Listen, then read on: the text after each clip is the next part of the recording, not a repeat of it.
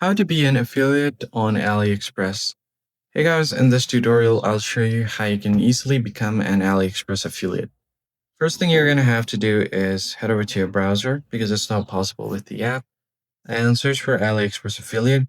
You'll get this link, portals.aliexpress.com, or you could just directly head over to this URL and you'll find the page right here.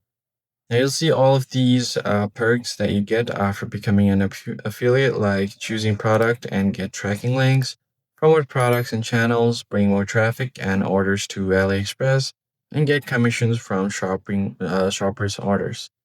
So the first thing you're going to have to do is tap on the Start Earning button. Now you will get to this page first. So what you're going to have to do is enter your contact email, send a verification code to your email, then add your contact number and enter social media information. The next step is to provide your social media account and select how did you hear about them. And if you want to subscribe to AliExpress portals and newsletters to get information, just toggle this button on and then tap on the I confirm box down below. Then you'll be taken to your site information where you have to set up your account.